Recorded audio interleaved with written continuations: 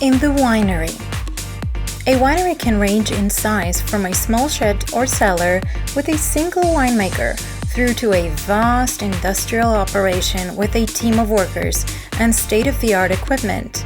Whatever the scale, the success of a winery largely depends on the quality of its grapes. It is simply impossible to turn poor raw materials into fine wine. A skilled winemaker and modern technology will, however, play a vital role in assuring quality. The initial stages of the winemaking process transform harvested grapes into juice. Technically, this is already wine, but it needs to go through several stages before it can be released. On arrival, bunches of grapes are transported via a receiving hopper that feeds into a crusher destemmer, where the grapes are crushed between rollers to expose the sugar-rich grape juice to the yeast and stalks. Stems are then removed and sieved away from the juice, called must, using a rotating perforated cylinder. Yeasts convert the sugar in the grapes into alcohol and carbon dioxide gas. A large amount of heat is produced during fermentation, so temperatures must be carefully controlled to avoid boiling off flavors. Red wine fermentation is generally complete within 4 to 7 days, but the grapes remain in the vats for maceration. When sufficient alcohol, color, tannins, and flavors have been extracted, the liquid, free-run juice is run into a different container. The largely solid matter that remains in the tank is then pressed, producing a thick, dark liquid known as press wine. Press wine may be added to the free-run juice at blending to increase tannin and color. The second half of the winemaking process shapes and prepares the wine for release.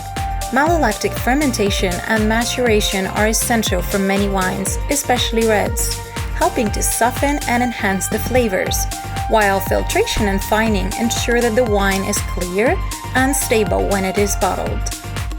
Maturation generally applies to aging in oak barrels, normally reserved for high-quality wines of both colors.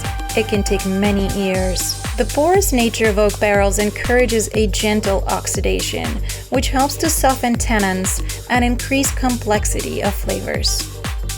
The techniques of fining and filtering are known as clarification, and they help to produce a wine that is clear in appearance and stable in the bottle. Fining removes tiny proteins using an agent such as egg whites or bentonite clay to bind with the suspended particles and cause them to fall on the bottom of the cask. Filtration focuses on removing solid deposits from the liquid. Prior to bottling, most wines will be blended from a number of different casks, then allowed to settle in a tank. They might also be filtered at this stage. Automated bottling equipment is expensive, and many small producers will use contract mobile bottlers. The aim is to preserve the wine's inherent character using a slow, careful fill protected from oxygen by nitrogen or carbon dioxide. The major difference between red and white winemaking is the timing of the pressing and fermentation stages.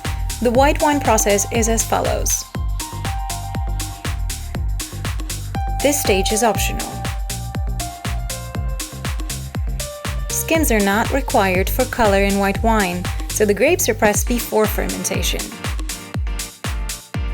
The must is usually allowed to settle for about 24 hours to remove any other solid elements, skin, seeds, etc.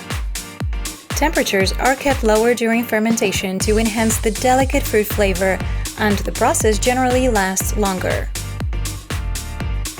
Fermentation for white wine can take place in sealed oak barrels. The yeast deposit left after fermentation can be stirred to encourage additional flavors. These stages are carried out in basically the same way as for red wine. The art of blending. The majority of wines today are made up of a blend from a number of different casks or vats of wine. A blend may range from a mixture of 2 barrels containing the free-run juice and the press wine through to multi-regional blends from many individual components. The fundamental rule of blending is that the final wine should be greater than the sum of its constituent parts. The parts could consist of wines from different grape varieties, different vineyards, or distant plots within the same vineyard.